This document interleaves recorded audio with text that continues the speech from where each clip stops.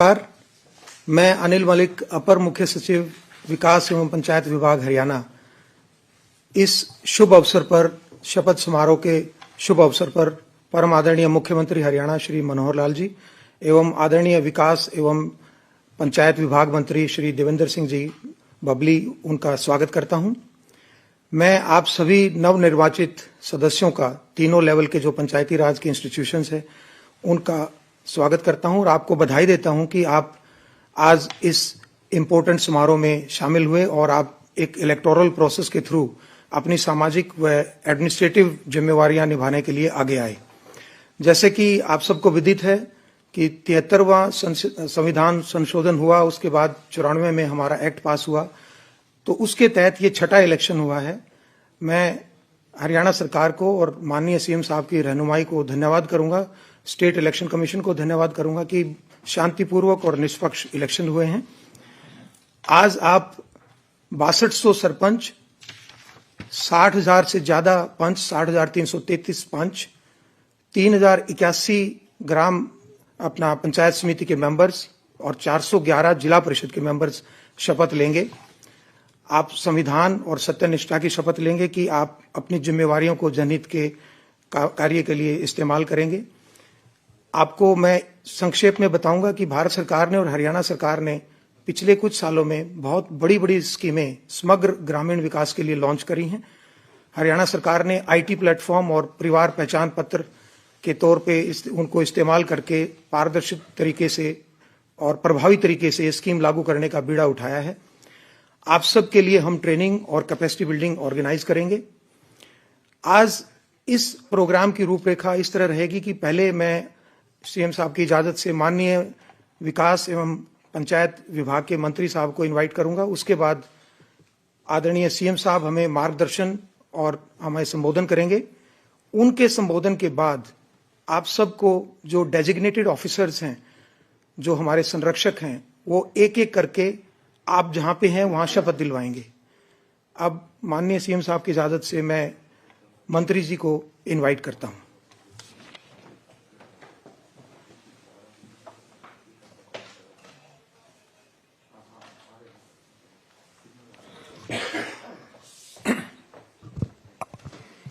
आज हमारे पंचायतों के, ब्लॉक समिति सदस्यों के, जिला परिषद सदस्यों का शपथ समारोह में यहाँ हमारे हरियाणा प्रदेश के माननीय मुख्यमंत्री मनोहर लाल जी, हमारे डिपार्टमेंट के एसीएस PS2 हमारे सीएम साहब के, आज मैं सबसे पहले आप सभी आए हुए नवनिर्वाचित पंचों, सरपंचों, ब्लॉक समिति सदस्यों व जिला परिषद पार्षदों को आपकी जीत की बहुत बहुत बधाई देता हूं। जनता ने आप सभी को भरोसा किया और इस पद के साथ साथ आप पर विश्वास करके आपके ग्रामवासियों ने आपको एक महत्वपूर्ण जिम्मेवारी दी है। मुझे पूरा विश्वास है कि आप इस जिम्मेवारी को पूरा करने में पूरी तरह से सक्षम हैं। मुझे पूरा भरोसा है आप अपनी प्राथमिकता को सिर्फ शिक्षा, स्वास्थ्य, बिजली, पानी, सड़क तक सीमित न रखकर चौमुखी विकास तक ले जाएंगे। माननीय प्रधानमंत्री जी ने सशक्त पंचायत, सशक्त विकास के सपने हमारे प्रदेश के मुख्यमंत्री मनोहर लाल खट्टर जी के चौमुखी विकास की परिकल्पना और वर्तमान गठबंधन सरकार की प्रतिबद्धता को पूरा करने के लिए आप सभी पूरी लगन के साथ काम करेंगे।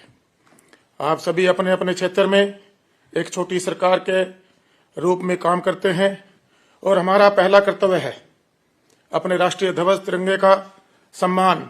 हाल ही में पूरे देश में तिरंगा अभियान चलाकर हमारे पूरे देश और प्रदेश में घरों पर, गलियों में, चौराहों पर हमने तिरंगे को लहराया। इस मुहिम में बढ़ चढ़कर सभी हमारे देशवासियों ने और प्रदेशवासियों ने भाग लिया। मैं आप सबसे पहले आप शपथ लेने के बाद पहला कार्य करेंगे, जो भी हमारा तिरंगा कहीं आपत्तिजनक स्थिति में है, हम उसको साफ सुथरा करके आने वाले 26 तारीख को अपने अपने घरों पर लगाने का काम करेंगे।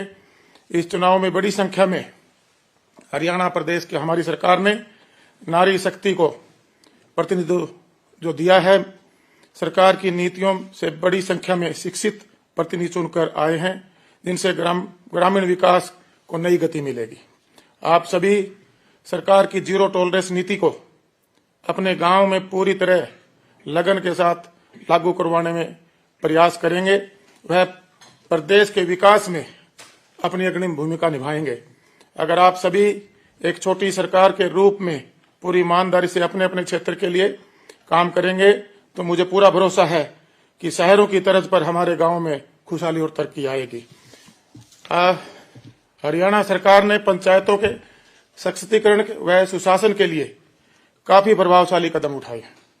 हरियाणा प्रदेश वह का पहला राज्य है जिसने केंद्र सरकार की स्वामित्व स्कीम के तहत गांव को लाल डोरा मुक्त करके उनको अपनी प्रॉपर्टी का मालिकाना हक देकर उनको कार्ड वितरण करने का काम किया। जिला पार्षदों के वरिष्ठ राज्य प्रशासनिक अधिकारियों को सीओ का स्वतंत्र प्रभार दिया गया। राज्य में महिलाओं को सशक्त बनाने के लिए हरियाणा सरकार पंचायती राज संस्थाओं के में महिलाओं को प्रतिनिधित्व 33% से बढ़ाकर 50% कर दिया गया। इसी प्रकार पंचायती राज संस्थाओं में पिछड़े वर्ग के व्यक्तियों को पर्याप्त प्रतिनिधित्व भी दिया गया। ग्राम पंचायतों को अपने आय स्रोत बढ़ाने के हेतु हरियाणा सरकार ने कुछ अहम कदम उठाए हैं। जैसा कि ग्राम पंचायतों के क्षेत्र में स्थित अचल संपत्ति के ट्रांसफर पर जो स्टाम्प ड्यूटी लगेगी उसमें 2% का शुल्क ग्राम पंचायत के विकास के लिए पंचायतों को जाएगा। इसी प्रकार जो बिजली कंज्यूम गांव में होती है, जो उपभोक्ता बिजली कंज्यूम करते हैं, उस पर 2% सेस लगाकर गांव की डेवलपमेंट के लिए ये फैसला हमारी हरियाणा सरकार ने लिया। हरियाणा सरकार ने गांव में गंदे पानी का निजात, जो बहुत पुरानी समस्या पिछले लंबे कई दशकों से बनी हुई थी, वाटर मैनेजमेंट के तहत 3500 गांव को टारगेट लेकर इस पर एक पहला बड़ा कदम मैं हरियाणा सरकार का कहूंगा कि जिन्हें उठाने का काम किया और इससे हमारे गांव साफ सुथरे होंगे। प्रदेश सरकार ने यह निर्णय लिया कि ग्रामीण युवाओं और बच्चों के लिए प्रदेश में प्रत्येक गांव में हम ई लाइब्रेरी और आधुनिक जिम लगवाए जाए, ताकि हमारे जो बच्चे हैं गांव में रहने वाले वो शिक्षित और स्वस्थ रह सके। और जो सुविधाएं महानगरों में मिलती थी, ये सरकार का बहुत बड़ा कदम है जो आज गांव के हर आखिरी छोर पर बैठे हुए परिवार तक पहुंचाने का सरकार ने संकल्प लिया। आप सभी को मैं बताना चाहूंगा कि ग्राम दर्शन हरियाणा सरकार की तरफ से व्यापक, सहभागी, पारदर्शी और जवाबदेह पहल की है। निर्वाचन प्रतिनिधियों, सरकार और ग्रामीण निवासियों के बीच संबंध स्थापित करने के लिए यह महत्वपूर्ण कदम है। वेब पोर्टल पर परिवार पहचान पत्र के सफल परिणामीकरण के बाद ग्रामीण निवासी अपने ग्राम पंचायत से संबंधित मांग, सुझाव और शिकायत ग्राम पोर्टल पर दे सकते हैं। इस पोर्टल के द्वारा गांव के व्यक्ति सरकार से सीधा अपनी विकास कार्यों से संबंधित मांग और सुझाव भी रख सकते हैं। हमारा विभाग HIRD के माध्यम से आप सबको 3 दिवस का प्रशिक्षण उपलब्ध कराया जाएगा, जिसके आपको पंचायती राज एक्ट अथवा विभिन्न सरकारी योजनाओं की जानकारी दी जाएगी। आपको अपने कर्तव्यों और दायित्वों के बारे में बताया जाएगा। आपसे यह अपेक्षा रहेगी कि आप अपने कर्तव्यों का निर्वहन सच्ची निष्ठा तथा पंचायत राज एक्ट विभिन्न सरकारी योजनाओं के नियम अनुसार करेंगे। हमारी सरकार ने पूर्ण ग्राम पंचायत के निर्विरोध चुने जाने पर 11 लाख रुपए पूरी पंचायत को, अगर केवल सरपंच निर्विरोध चुने गए हैं उनको 5 लाख रुपए, और अगर पंच निर्विरोध चुने गए हैं उनको 50,000 रुपए, जिला परिषद सदस्य के लिए 5 लाख रुपए और हमारी समिति सदस्य के लिए 2 लाख रुपए का प्रावधान सरकार ने रखा है। मुझे पूर्ण विश्वास है कि हमारी शिक्षित, सक्षम व समर्थ पंचायती राज संस्थाएं भारत व राज्य सरकार की योजनाओं को पूर्ण रूप से लागू करते हुए सशक्त विकास के लक्ष्यों को प्राप्ति में पूर्ण भागीदारी सुनिश्चित करेंगी। एक बार मैं पुनः जितने भी पंचायत प्रतिनिधि, पंच, सरपंच, ब्लॉक समिति सदस्य और जिला परिषद सदस्य मुखियाएं हैं, आपके आने वाले समय के लिए आपका उज्जवल भविष्य हो और आपको मैं बधाई देता हूं, आपको धन्यवाद देता हूं और आप और हम सब मिलकर एक टीम के रूप में हमारे इस हरियाणा प्रदेश को आगे ले जाने का काम करेंगे। धन्यवाद। धन्यवाद सर। अब मैं परम आदरणीय मुख्यमंत्री हरियाणा श्री मनोहर लाल जी को इनवाइट करूंगा कि सर आप हमें अपना शुभ संदेश व मार्गदर्शन दें।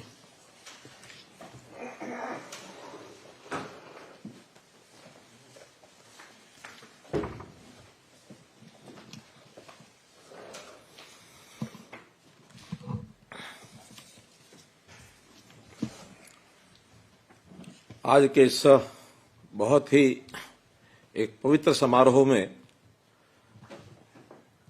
मेरे साथ यहाँ केंद्रीय कार्यक्रम पर उपस्थित हमारे ग्राम विकास एवं पंचायत मंत्री श्री देवेंद्र बबली जी, प्रदेश के अन्य स्थानों पर उपस्थित सभी हमारे मंत्रीगण, सांसदगण, विधायकगण एवं प्रदेश पर से जुड़े हुए सभी हमारे प्रमुख नागरिकों में बुजुर्गों, नौजवान साथियों, माताओं, बहनों, पत्रकार, छायाकर मित्रों, ये दिन जिसको मैं ये कहूंगा कि आज लोकतंत्र का एक महान उत्सव है, हमारे लिए बहुत ये खुशी का दिन है, क्योंकि जब पंचायती राज व्यवस्था देश में लागू हुई तो ये कहा जा रहा है कि लोकतंत्र का जो प्रारंभिक चरण है वो पंचायती राज से ही शुरू होता है। एक व्यापक स्तर पर नागरिक अपने मतदान के द्वारा अपनी स्थानीय सरकार को चुनते हैं और एक प्रकार का ये अपना अधिकार, एक प्रकार का उसका उपयोग करते हैं कि कौन हमारी व्यवस्थाओं को अच्छे प्रकार से, हमारे विकास को अच्छे प्रकार से समझ करके कर सकता है। हर 5 वर्ष बाद ये चुनाव होता है। हमारे यहां भी 2016 के बाद अब ये चुनाव 2022 में ये प्रदेश में हुआ है। 7 अक्टूबर को इसकी घोषणा हुई थी और 30 नवंबर को एक प्रकार से इसका समापन हुआ, नोटिफिकेशन हुआ। एक लंबे समय में, लगभग 1.25 महीने में इस सारे कार्य को हमने संपन्न किया। 3 फेज इसके एक प्रकार से बांटे गए थे। व्यवस्था सुचारू ढंग से चले, क्योंकि बहुत बड़ा ये चुनाव होता है। और एक प्रयोग पहली बार हमने किया कि इससे पहले हर बार किसी भी मतदाता को 4 मत एक साथ डालने होते थे, लेकिन इस बार हर मतदाता को उन 4 मतों को 2-2 मत करके और उसका 2 दिन चुनाव का ये हमने रखा। 3 फेज में ये चुनाव हुए और जो परिणाम है वो आने के बाद 30 नवंबर को इसका नोटिफिकेशन होने के बाद आज हम 3 दिसंबर को एक साथ प्रदेश भर के सभी गांवों में, सभी ब्लॉक हेडक्वार्टर पर और सभी जिला केंद्रों पर ये सब शपथ का कार्यक्रम हम करने जा रहे हैं। जहां तक आंकड़ों का विषय है, जैसा हमारे एसीएस अनिल मलिक जी ने हमको बताया है, मैं एक बार फिर उसको दोहराना चाहूंगा, क्योंकि इन आंकड़ों से इस चुनाव का व्याप्त ये पता लगता है। कुल मिलाकर इन चुनाव में जो सीटें हैं जिनका चुनाव हुआ, जिला परिषद, पंचायत समिति, पंच और सरपंच, 71,696 ये सीटें हैं। इतने वार्ड हैं जिनमें प्रारंभ में 1,60,192 लोगों ने नॉमिनेशन किया। उसके अंदर 2600 रिजेक्ट हुए, 31,900 के लगभग विड्रा कर लिए गए और अंत में जो लोग जो यूनानिमसली चुने गए, जहां केवल एक ही नॉमिनेशन प्राप्त हुआ, ऐसी भी बहुत बड़ी संख्या इन 71,600 में से 40,500 लोग ऐसे थे, लगभग 60% हम कह सकते हैं कि जो यूनानिमसली चुनाव हुआ। ये हमारे एक लोकतंत्र की एक बहुत बड़ी ताकत है कि गांव में लोग सहमति से और इसको खड़ा करते हैं। इस प्रकार जो चुनाव की बाकी सीटें बची हैं वो 29,474 बची और सभी जो कैंडिडेट जिन्होंने कंटेस्ट किया वो 85,127 थे। 1,770 ऐसी सीटें जो खाली रह गई हैं किन्हीं कारणों से, और उनका चुनाव ये भी बाद में कराया जाएगा। मैं ऐसा मानता हूं कि पंचायती राज से बड़ा कोई चुनाव, और खास करके अपने देश में जैसा होता है, इससे और कोई बड़ा चुनाव कहीं होता नहीं है। उदाहरण के लिए 2016 के चुनाव के बाद मुझे चीन जाने का मौका मिला और जब मैं चीन में गया तो वहां की सरकारी प्रतिनिधियों से जब बातचीत हुई तो बातचीत डेमोक्रेसी यानी लोकतंत्र पर चली। और उन्होंने जब उनको बताया हमने कि 2016 में लगभग 70,000 वार्डों के हमने चुनाव कराए हैं और लाखों लोगों ने भाग लिया है, लगभग 1 करोड़ लोगों ने मतदान किया है, वो एकदम हैरान हुए कि इतना बड़ा कार्य शांतिपूर्वक, बिना किसी विघ्न के, किसी बड़ी अलोकप्रिय कोई घटना हो, ऐसा भी नहीं हुआ। तो इतने बड़े चुनाव को एक साथ करके वो यहाँ की ताकत को और उन्होंने भी सराहा था। तो मेरा ये कहने का भाव है कि हमारी जो पंचायतों की ये गौरवशाली एक परंपरा, ये आज की नहीं है, ये सदियों पुरानी है। क्योंकि पंचायती तौर पर ही ग्रामीण क्षेत्र, उसका जो सहजीवन होता था, उसमें बहुत प्रकार के फैसले ये ग्रामीण स्तर पर भी हो जाते थे। तो उसी प्रशासन पद्धति में, यानी एक प्रकार से पंचायती जो तंत्र था, इसका उल्लेख हमारे ऋग्वेद में भी, अर्थवेद में भी मिलता है। पंचायती राज जो संस्थाएं हैं, ये हमारी राष्ट्रीय एकता, अखंडता, सुशासन, इसका एक प्रकार से रक्षा कवच है। तो हम अपनी जो न्यायप्रियता है, इसके कारण से हम पंच परमेश्वर नाम भी पंचायतों को हमने दिया है। तो इसलिए एक बहुत महत्वपूर्ण ये विषय है। मैं इसको गांव की सरकार मानता हूं।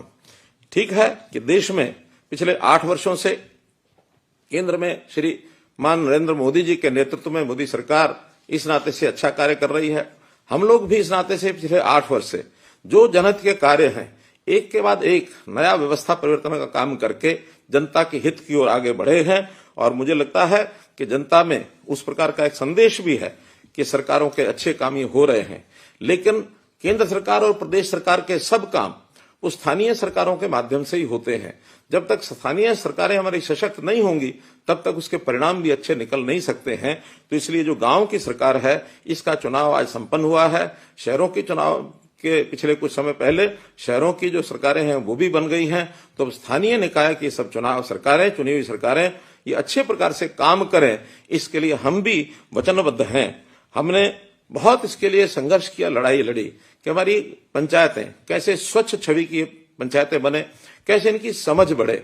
आपको ध्यान है कि 2015 में हमने एक पंचायती राज अधिनियम में अपने यहाँ संशोधन किया था और उसके अंदर ये कहा था कि सर्वोच्च यानी जनहित की के अंदर काम करने वाली जो सरकार हो वो स्वच्छ छवि की हो, पढ़ी लिखी हो। और पढ़े लिखे होने का जो प्रावधान था, इसको बहुत लोगों ने चैलेंज भी दिया और चैलेंज को आखिर सुप्रीम कोर्ट तक ये लड़ाई हमको लड़नी पड़ी। और सुप्रीम कोर्ट ने न केवल हमारे उस नियम को वैध ठहराया, बल्कि दूसरे राज्यों को भी सलाह दे डाली कि हरियाणा के प्रकार से अन्य राज्य भी इस पथ पर अगर चलेंगे तो स्वच्छ प्रशासन देने में हमको बहुत बड़ा लाभ होगा।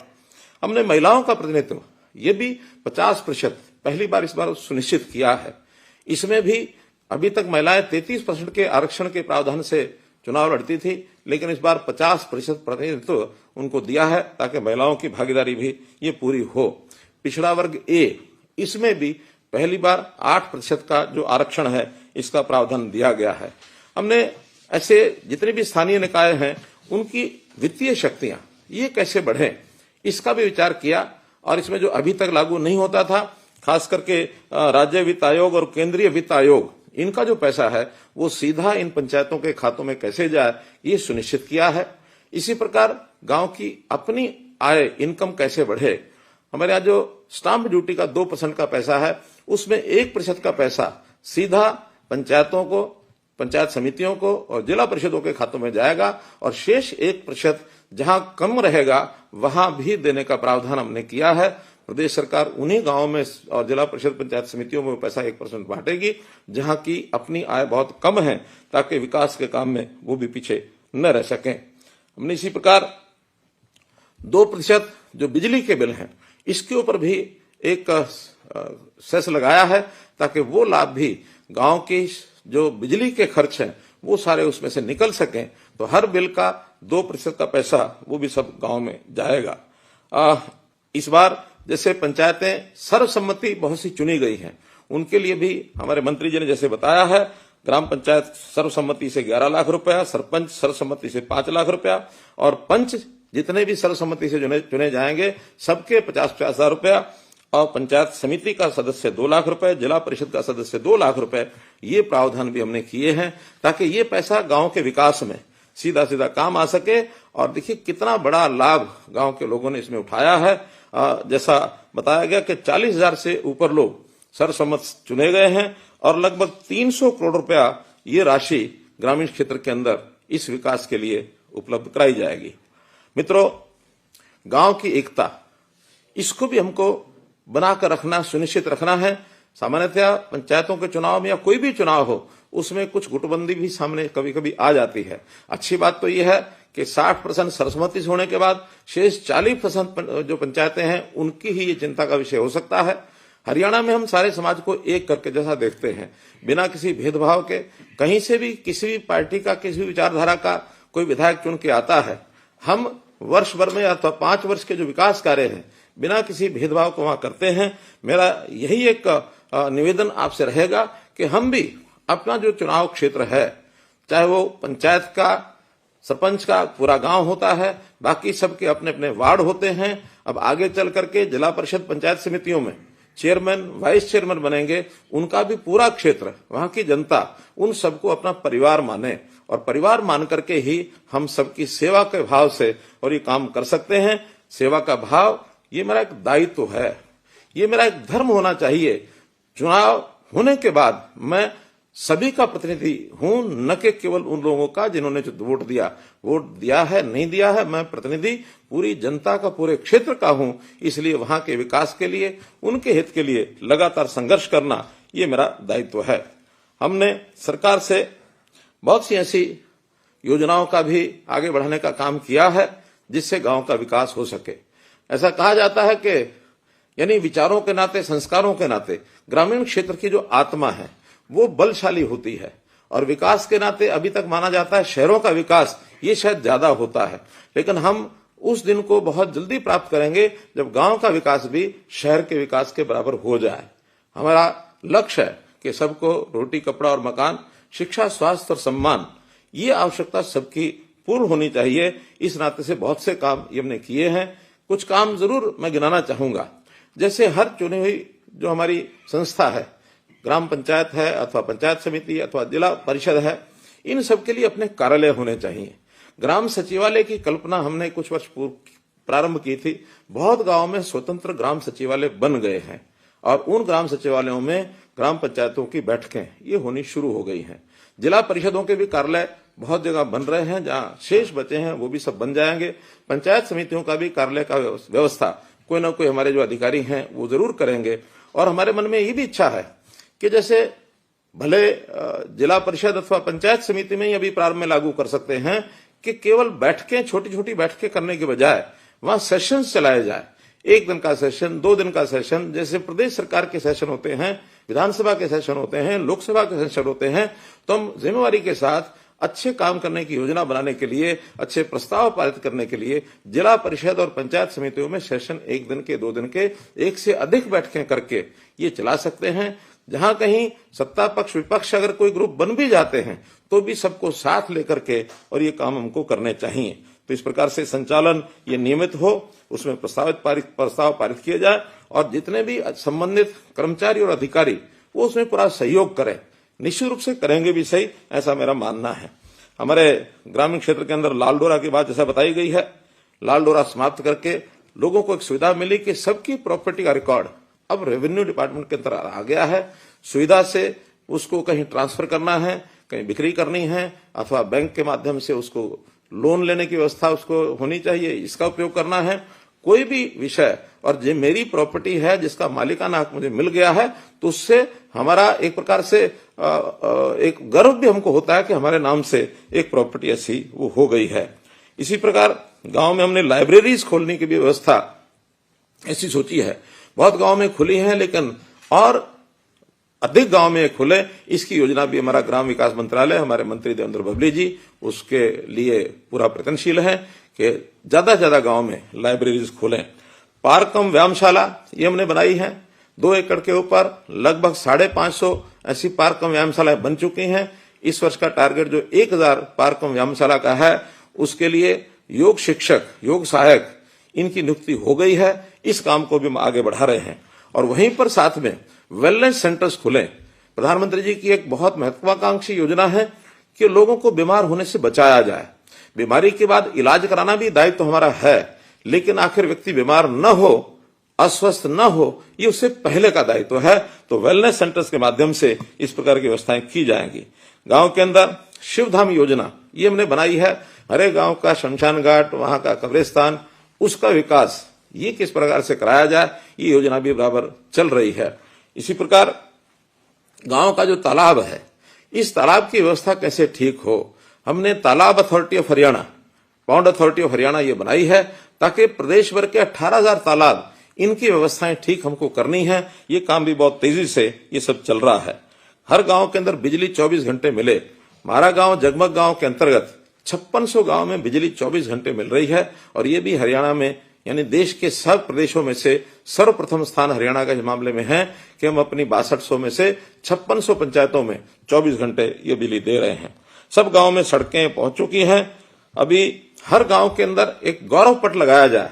ये पिछले 5 वर्ष की योजना में पंचायत विभाग ने काम किया था ताकि उस गांव का जो गौरव है, वहां के जितने भी ऐसे व्यक्ति जिनका कोई योगदान चाहे गांव के लिए अथवा इलाके के लिए अथवा देश के लिए, शहीदों के नाम ये उस पर लिखे जाए ताकि उस गौरव पट पर हर व्यक्ति का, नागरिक का उसको एक जानकारी मिले कि हमारा गांव जो है वो कितना एक प्रमुख गांव है। गर्वित हरियाणा योजना ये भी हमने लागू की है कि वहां के युवक वो मिल करके उस गांव के विकास में किस प्रकार से काम करें। ग्राम दर्शन की बात ये हमारे मंत्री जी ने हमको बताई है। इसी प्रकार जनता की एक जानकारी, प्रॉपर जानकारी हमारे पास रहे, हर परिवार का डाटा हमारे पास कैसे रहे ताकि हम लोकहित की योजनाएं, कल्याणकारी योजनाएं बना सकें। इसके लिए नया प्रयोग हमने किया, परिवार पहचान पत्र। और उस परिवार पहचान पत्र के आधार पर मुझे खुशी है कि हमने जो डाटा इकट्ठा किया उसके आधार पर हम जो गरीब परिवार हैं, 1 लाख रुपए से कम आय वाले परिवार, 1,80,000 रुपए से कम आय वाले परिवार, इन परिवारों की बहुत सी योजनाएं ये हमने लागू भी कर दी हैं और वो जमीनी स्तर पर पहुंच गई हैं। जैसे उदाहरण के तौर पर मुख्यमंत्री परिवार समृद्धि योजना, उदाहरण के तौर पर मुख्यमंत्री अंत्योदय परिवार उत्थान योजना, गरीब परिवार के हर व्यक्ति को रोजगार मिले। अभी 2 दिन पहले जितने अध्यापक हरियाणा कौशल रोजगार निगम पर हमने चयन किया है, उसमें से लगभग 4,000 अध्यापकों में से मुझे खुशी है कि 2,000 के आसपास अध्यापक 1,80,000 की आय के नीचे के परिवारों में से हैं, ताकि इनको अगर एक चाहे कॉन्ट्रैक्ट बेस पर भी है लेकिन एक 25,000 रुपया मासिक आय होती है तो ये 3 लाख रुपया वार्षिक आय के हिसाब से उस दायरे में से बाहर हो जाएंगे। एक बहुत बड़ा एक भूमिका इस कार्यक्रम के माध्यम से हमने अपनाई है। लोगों का स्वास्थ्य ठीक हो या जो अस्वस्थ हैं उनका इलाज अच्छा हो। प्रधानमंत्री जी ने हमारे आयुष्मान भारत योजना 5 लाख रुपए का स्वास्थ्य बीमा उसके अंतर्गत ऐसे गरीब परिवारों के लिए सुनिश्चित किया है। एससीसी डाटा के आधार पर वो सब किया गया है, लेकिन उसमें केवल 15 लाख परिवार ही उसके अंदर शामिल हो पा रहे थे।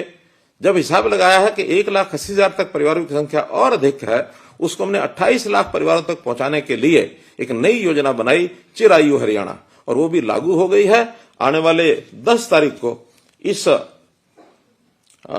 इसका जो कार्ड है वो सब बांट दिए जाएंगे। 10 तारीख को लाखों कार्ड उस दिन बांटे जाएंगे। अगर कहीं कोई कमी रहेगी तो उसको भी अगले दिनों में दिसंबर के अंत तक प्रयत्न रहेगा कि सबको वो कार्ड मिल जाए। जहां तक परिवार पहचान, एक दूसरी योजना हमने शुरू की है कि व्यक्ति निरोगी रहे, यानी जैसे मैंने वेलनेस सेंटर की बात कही है, ऐसे ही व्यक्ति का जो शारीरिक परीक्षण है, उसका जो फिजिकल हेल्थ टेस्ट है, हेल्थ परीक्षण, उस टेस्ट के लिए भी एक योजना बनाकर हर एक नागरिक का वो टेस्ट होना शुरू हो जाए। ये भी हमने 30 नवंबर से शुरू किया है और बहुत बड़ी संख्या में लोग वहां जो स्थानीय हमारे अस्पताल हैं, जो हमारे सीएचसीज हैं, पीएचसीज हैं, इन स्थानों पर पहुंच रहे हैं और अपना परीक्षण करा रहे हैं। निरोगी हरियाणा इस नाम से ये योजना शुरू की गई है। परिवार पहचान पत्र में भी कुछ शिकायतें मिलती हैं कि कहीं ना कहीं कोई गलती हुई है, कोई त्रुटि रह गई है, तो इस त्रुटि निवारण के लिए हर गांव के अंदर एक कैंप लगाया जाएगा 10 और 11 दिसंबर, दूसरा 16 से 18 दिसंबर, ऐसे ये 2 समय में ये लगाए जाएंगे कैंप। उसके अंदर जिनके परिवार पहचान पत्र रह गए हैं वो सब परिवार पहचान पत्र अपने बनवा सकते हैं, अपने जो डॉक्यूमेंट हैं वो साइन कर सकते हैं, उसको अपलोड कर सकते हैं, त्रुटि ठीक कराने का काम भी कर सकते हैं। इसलिए ये अभियान भी इसके साथ साथ चलेगा। बहुत महत्वपूर्ण एक और काम हमने किया है कि जितने क्लास 1 अधिकारी हैं हमारे प्रदेश के, लगभग 7,000 हैं, इन सबको ये कहा कि गांव में विभाग अपने अपने हिसाब से सब काम करते हैं, लेकिन फिर भी उनके साथ कोऑर्डिनेशन करना, उनकी समीक्षा करना, काम ठीक हो रहे हैं कि नहीं हो रहे हैं, कहीं कोई कठिनाई तो नहीं आ रही है, उनका मार्गदर्शन करना, उनको प्रेरणा देना, इस प्रकार के सारे कामों के लिए हमने एक गांव एक अधिकारी ग्राम संरक्षक के नाम से और ये आगे तय किए हैं। ऐसे लगभग 6000 लगभग नहीं, ठीक कल तक की जो जानकारी है 6136 पंचायतों में और ये ग्राम संरक्षक ये लग चुके हैं। ऐसे ग्राम संरक्षक की जो भूमिका है, ये हम कोई भी वहां का सरपंच अथवा बाकी कोई अधिकारी ये न माने कि हमारे ऊपर कोई बहुत बड़ा अफसर चेक करने के लिए आया है, बल्कि ग्राम संरक्षक हमारी योजनाओं को आगे बढ़ाने के लिए, हमारा सहयोग करने के लिए, हमको एक ताकत देने के लिए, हमको ट्रेंड करने के लिए, कोई कमी रह जाती है तो उनसे हम पूछ सकते हैं। तो ऐसे इन विभिन्न योजनाओं के लिए ग्राम संरक्षक तय किए गए हैं। मैंने स्वयं इन ग्राम संरक्षकों से 2 बार बातचीत की है और कुछ काम भी इनके जिम्मे लगाए हैं कि जाकर के उन कामों की जानकारी लेकर के आए कि योजना बनने के बाद नीचे वो इम्प्लीमेंट हुए कि नहीं हुए।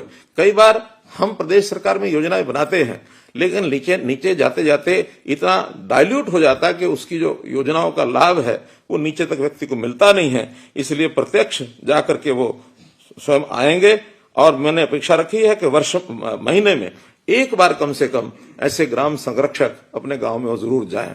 बड़े अधिकारी, छोटे अधिकारी सब लगाए हैं। केवल जो आईएएस के प्रिंसिपल सेक्रेटरी और एडिशनल चीफ सेक्रेटरी लेवल के हमारे लोग हैं, इन अधिकारियों को एक जिले पर जिला संरक्षक कोऑर्डिनेशन के लिए ये हमने तय किया है। और एक जानकारी जो आपको देनी है, आज का जो शपथ ग्रहण समारोह है, इसमें भी हमारे जो ग्राम संरक्षक हैं वो अपनी भूमिका निभा रहे हैं। सब अपने अपने गांव में गए हैं और उन्हीं की देखरेख में आज का ये शपथ ग्रहण कार्यक्रम है ये सब हो रहा है। हमारे गांव में बहुत से ऐसे सामाजिक दृष्टि के, वृत्ति के लोग रहते हैं, युवा भी रहते हैं जो एनजीओ चलाते हैं या रिटायर्ड हैं, एक्स सर्विसमैन हैं, गांव के रिटायर्ड कोई कर्मचारी अधिकारी हैं, अध्यापक हैं, या हमारे जो पूर्व प्रतिनिधि जनप्रतिनिधि हैं, वो भी आज भले ही जनप्रतिनिधि नहीं बन पा रहे हैं, लेकिन गांव की सेवा के लिए, गांव में अच्छे काम करने के लिए उनमें आज भी इच्छा होती है। मेरा निवेदन है कि ऐसे सब लोगों को जोड़ करके विभिन्न प्रकार के जितने काम चल रहे हैं उन पर छोटी बड़ी कोई ना कोई समिति गांव में बनाएं ताकि उसकी देखभाल कर सकें। तो सबका साथ सबका विकास, पार्टिसिपेशन ऑफ द पीपल, ये उसकी भूमिका में से विषय निकलेगा ताकि ये समितियां भी उन कामों में सक्रियता बढ़ाने में उपयोगी होंगी। और एक बड़ा काम, कई बार दुखदाई मन से भी मुझे कहना पड़ता है कि बहुत से स्थानों पर इन विकास के कामों में अथवा अन्य कामों में भ्रष्टाचार का एक बहुत बड़ा रोग ये लगा हुआ है। तो हमारी ये जो समितियां हैं इन चीजों को भी रोक लगा सकती हैं ताकि बजाय शिकायतबाजी करके मुकदमेबाजी हो, उनको वहीं समझा करके, और ये जो अनुभवी लोग हैं इनका उपयोग करा सकते हैं। तो देखभाल के लिए इन ग्राम समितियों को भी जरूर बनाया जाए, इसके परिणाम बहुत अच्छे निकलेंगे। आज मैं अब इस विषय पर भी जरूर अपनी बात रखना चाहूंगा कि शपथ का आज का ये दिन है और शपथ के लिए जो इस बार पहली बार तय किया है कि हर चुनाव प्रतिनिधि व्यक्तिगत रूप से वो शपथ लेगा। अभी तक सामूहिक शपथ ही होती रही है, लेकिन सामूहिक शपथ का कई बार उतना प्रभाव होता नहीं है। आज जब व्यक्तिगत शपथ लेंगे तो हर व्यक्ति को उस शपथ का एक एक शब्द वो ध्यान में आएगा कि उसका क्या महत्व है। उस शपथ में संविधान की बात भी कही गई है, अपने कर्तव्यों की बात भी कही गई है, सत्यनिष्ठा की बात भी कही गई है, और भय और पक्षपात के बिना और स्नेह और वैमनस्य के बिना मैं संविधान और विधि के अनुसार कार्य करूंगा। ये बहुत बड़े पहलू हैं। इन सब पहलुओं पर चुनाव प्रतिनिधि अगर मन में एक धारण करता है कि मुझे सेवा का काम करना है, अपने लोगों के लिए काम करना है, अच्छा काम करना है, कोई गलत काम नहीं करना है, तो बहुत बड़ा संस्कार ये सब लोग लेकर के चलेंगे तो निश्चित रूप से उसका एक एक शब्द ये हमारे मन पर असर करने वाला है। इसको हम सब मिल करके और आगे बने। और मेरी इच्छा है कि ऐसी संस्थाओं के माध्यम से, चाहे स्थानीय निकाय हो, प्रदेश सरकार के नाते हम अपनी भूमिका निभा भी रहे हैं, और जहां तक हमारे केंद्र सरकार का, श्रीमान नरेंद्र मोदी जी का विषय है, हमको भरपूर सहयोग वो करते हैं। जब भी हमने जाके किसी योजना के बारे में कहा है उन्होंने हमें उसका लाभ दिया है। बल्कि बहुत सी हरियाणा की योजनाएं तो ऐसी हैं जो उन्होंने स्वीकार करके और दूसरे प्रदेशों में भी लागू की हैं। इस सारे अच्छे वातावरण में मैं ये अपेक्षा करता हूं और आपसे भी आग्रह करता हूं कि अपने कर्तव्य को अच्छे प्रकार से निभाते हुए और हरियाणा को एक अग्रणी राज्य, न केवल देश में बल्कि दुनिया में इसकी चर्चा हो, ऐसा हरियाणा एक अग्रणी राज्य बने। आपको पुनः चुने जाने पर बहुत बहुत बधाई, बहुत बहुत शुभकामनाएं करते हुए आगे के कार्यक्रम के लिए इतना ही आग्रह है कि जितने भी जनप्रतिनिधि वहां हैं उन सबकी शपथ का कार्यक्रम संबंधित अधिकारी एक एक करके शपथ का कार्यक्रम कराए और शपथ पत्र पर हस्ताक्षर अवश्य करें। जो लोग रह गए हैं किन्हीं कारणों से आज अनुपस्थित हैं उनकी शपथ का अगला दिन वहीं स्थानीय तौर पर